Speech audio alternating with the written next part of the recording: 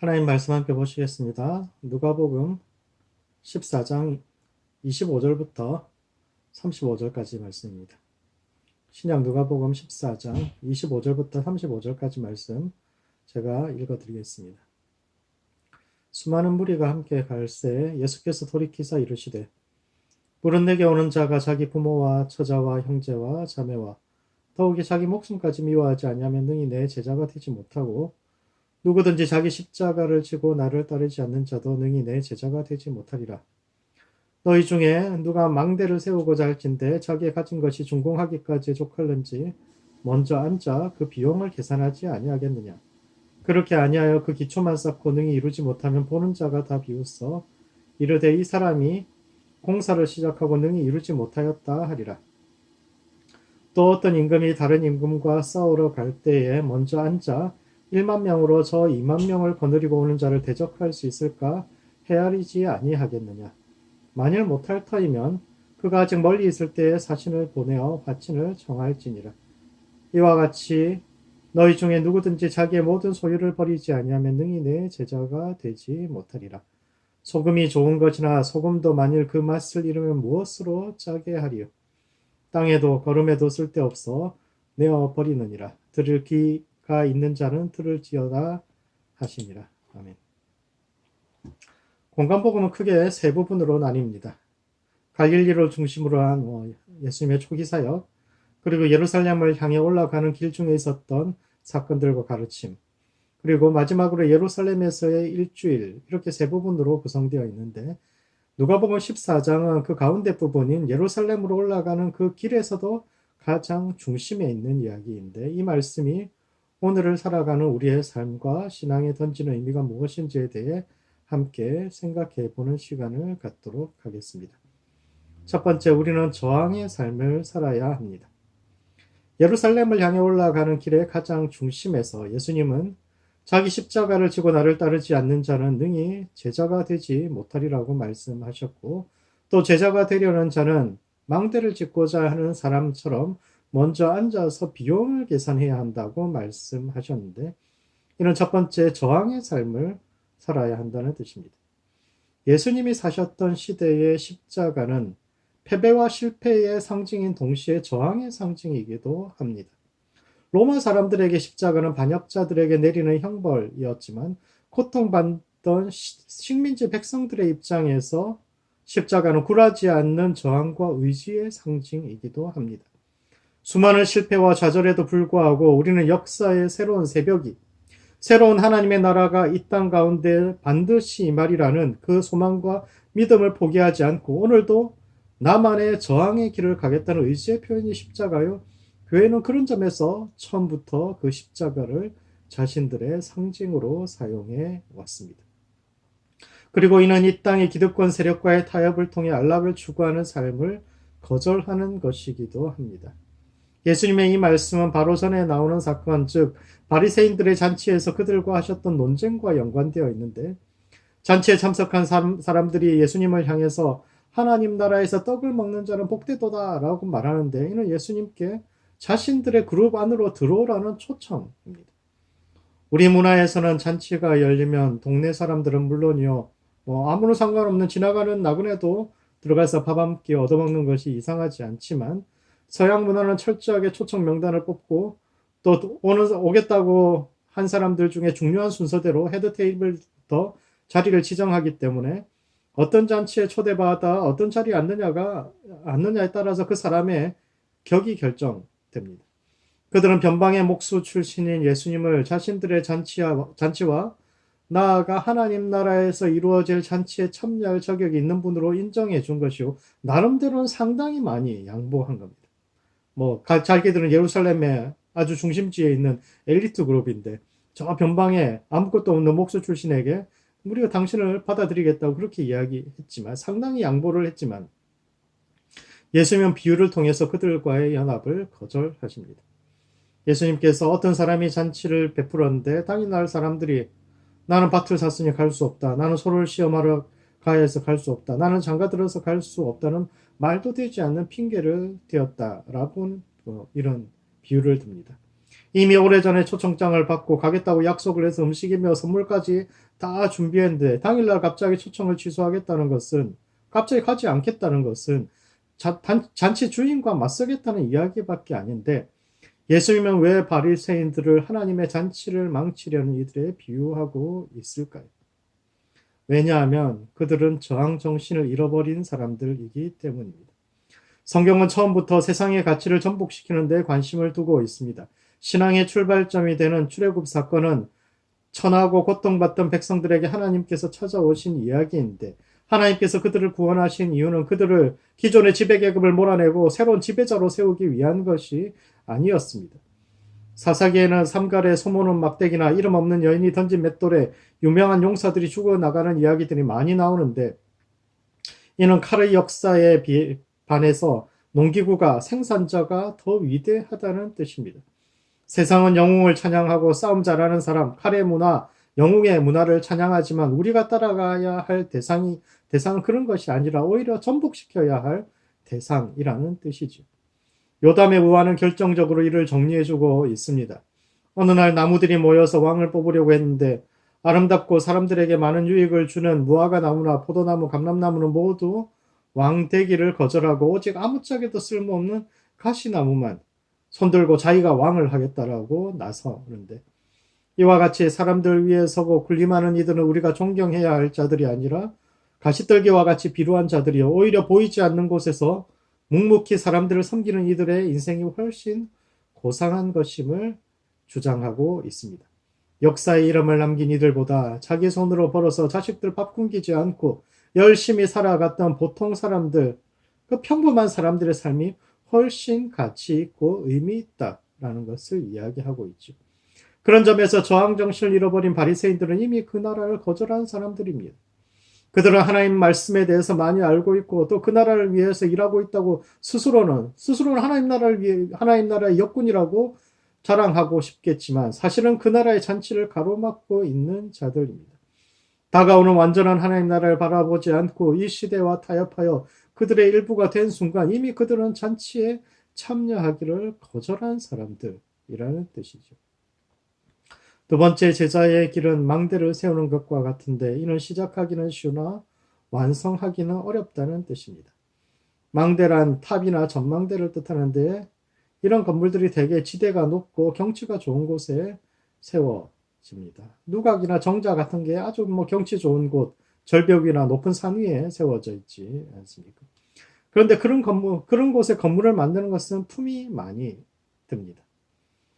보통 일반 건축물 생각하고 망대 생각하면은 완성하지 못하죠. 망대는 근처에 인가가 없기 때문에 인부들을 위한, 경치 좋은데 높은데 이런 데 지어야 되니까 인부들을 위한 숙소도 있어야 되고, 자재도 멀리서부터 실어와서 높은 곳까지 운반해야 합니다. 그게 다 돈이죠. 그러다 보니 건축비가 일본 건물과 비교할 수 없이 높아집니다. 그래도 일단 지어놓고 나면 망대는 명물이 되어서 수십 년 혹은 수백 년 동안 지역을 대표하는 건축물이 되기 때문에 지역에서 돈 좀 있다 싶은 사람들은 한 번쯤 다 손을 대는 건축물이지만 또한 끝맺기 쉽지 않은 그런 건물이기도 합니다. 그런데 예수님은 제자의 길이 망대를 짓는 것과 같다고 이야기합니다. 이는 신앙을 시작하는 것은 쉽지만 좋은 끝맺음을 하기는 쉽지 않다는 뜻이죠. 한참 젊고 힘이 있을 때는 주님을 위해 무엇이든 할 수 있을 것 같고 뭘 포기해도 아까운 줄을 모릅니다. 왜냐하면 아직 젊으니까 무엇을 해도 다시 시작할 수 있다는 자신감이 있기 때문이죠. 그러나 나이 들고 뒤를 돌아보면서 생각이 변하기 시작합니다. 젊은 시절의 힘과 자신감이 사라지고 세상의 무서움도 알게 되고, 또 우리가 영적인 일에 신경 쓰는 동안 자기 앞만 보고 걸어갔던 친구들은 어느새 저 앞에 가고 있는 것을 보게 되고, 그렇다고 세상을 포기하고 영적인 일에 그렇게 투자를 했는데도 불구하고 영적으로 내 삶에 크게 진전이 있는 것 같지도 않은 자신을 보면서 나의 이 누추한 삶에 주님과 쉴 곳이 없는 것처럼 느껴질 때, 우리는 돌이켜 저항 정신을 잃어버리고 짓담한 망대처럼, 바리새인들처럼 누가 어떤 잔치에 참석했고 누가 어떤 자리에 앉았는가, 누가 높은 자리에 앉았는가와 같은 시시한 자리 다툼이나 하고 있는 자기 자신을 발견할 수 있는데, 혹 지금 나의 영혼이 그러한 상황에 처해 있지 않습니까? 조선시대 가난한 선비를 일컫던 말 중에 하나가 딸깍발이입니다. 글만 읽을 줄 알지 세상살이에 어둡고 융통성이 없다 보니까 평소에도 비 오는 날 신는 남학신을 신고 다닐 정도로 가난한 선비를 딸깍발이라고 합니다. 집시는 금방 닳지만 남학신은 잘 안 다르니까 평소에도 남학신을 신고 다니는데 그걸 신고 지나가면 딸깍딸깍 소리가 난다고 해서 딸깍발이라고 합니다. 그러나 그 시대의 딸깍발이라는 말은 조롱으로 쓰이기보다는 오히려 존중의 의미로 사용했는데 왜냐하면 세상과 타협하지 않고 불의에 굴하지 않으며 지조를 지키는 그들에게서 희망을 보았기 때문입니다. 비록 일신이 편하지 않고 시대의 흐름에 뒤처져서 손해를 보는 일이 허다했지만 오히려 청렴한 생활과 올곧은 선비 정신을 가지고 걸어가는 그들과 그들의 제자들이 언젠가 새로운 시대와 공동체의 초석이 될 것이라고 기대했기 때문에 기대했기 때문인데 오늘 우리는 이 시대의 딸깍발이가 될 준비가 되어 있습니다. 세상이 고대하고 새로운 시대를 열어줄 대한 세력으로서 이 시대의 교회는 준비되고 있을까요? 그러므로 이 시대의 딸깍발이 같은 성도들 되시기 바랍니다. 세상에서 성공하는 길이 아니라 저항하는 길을 택한 사람, 그리고 젊어서 잠시 열정적으로 예수님 쫓아가는 것이 아니라 나이 들고 아무것도 없는 누추한 삶 속에서도 여전히 하나님 나라를 바라보며 자기 인생의 망대를 완성해가는 모든 성도들 되시기 바랍니다. 두 번째, 제자의 길을 가지 않을 때 지불해야 할 대가도 있습니다. 예수님께서 제자도에 관해 설명하신 두 번째 비유는 다가오는 임금의 비유입니다.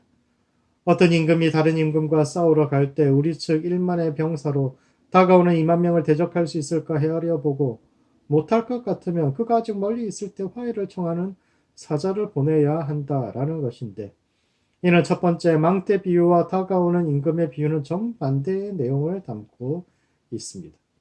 망대 비유가 예수님을 따를 때 치러야 할 대가에 관한 비유라면 다가오는 임금의 비유는 예수님을 믿지 않을 때 치러야 할 대가에 관한 비유입니다.